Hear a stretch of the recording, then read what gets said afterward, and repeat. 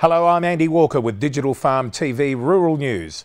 Trade and industry sources were treating with caution claims made in the US media that Australian beef had been testing positive last week for E. coli bacterial contamination. A US meat industry website, meatingplace.com, claimed the product under review was Australian under the headline Aussie Beef Sparks SC State Recall. According to media, the problem was discovered through government lab testing, which confirmed a positive result for E. coli in ground beef from Lancaster Frozen Foods. No illnesses had been reported. Meatingplace.com claimed the meat was shipped to South Carolina from an Australian supplier for repackaging and reshipping. Last week's free trade agreement between Australia and Malaysia had been welcomed by the National Farmers Federation and the Australian Dairy Industry Council. The agreement will allow annual increases in Australian exports of liquid milk at zero tariff, the immediate elimination of tariffs on processed foods and the phase-out of tariffs on tropical fruit by 2016, plus many other benefits for Australian agribusiness exporters. Malaysia is Australia's 10th largest trading partner, with two-way trade exceeding $16 billion in 2011. The agreement is expected to enter into force in 2013, following ratification in each country. The chairman of Australian Wool Innovation, Wal Merriman, said he would like AWI to spend more money on marketing and promotion in just 3 countries: China, China and China. He said China was the world's biggest luxury market and many of its growing middle class were already familiar with wool.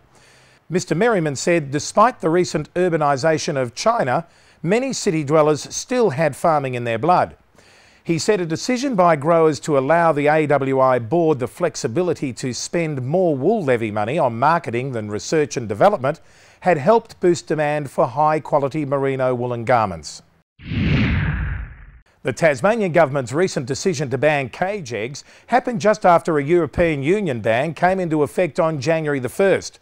In what may be a troubling sign of things to come for the Apple Isle, a major egg shortage in the UK has sent prices skyrocketing, and food companies are scrambling to find enough egg ingredients for products ranging from cakes to ice cream. Supermarket egg stocks are dwindling, some retail prices have doubled, and liquid egg pulp values have jumped about 85% since the EU cage ban was introduced. More than 50 million layers have been taken out of production in Europe because farmers could not afford to renovate their farms and remain in the industry. The hen cull was about almost 2 times greater than EU officials expected, despite everyone knowing of the impending ban since 1999.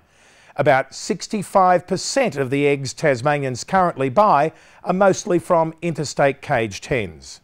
In another echo of local events, most of the UK's largest milk processors who buy milk from dairy farmers and on-sell it to retailers will soon cut the amount they pay farmers to the equivalent of 38 Aussie cents per litre, a reduction of 3 cents.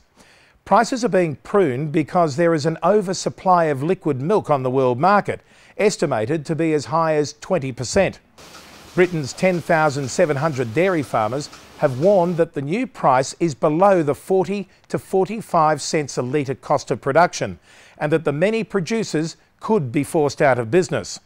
Farmers believe that their businesses are becoming unsustainable and that the income of dairy farmers could fall by an average of $30,000. All our costs are going up and we're losing money. We don't want to be greedy, all we want is a fair price, one dairy producer said. This announcement came at the same time Fonterra told New Zealand dairy producers that it would be cutting the price of milk solids by 30 cents per kilogram.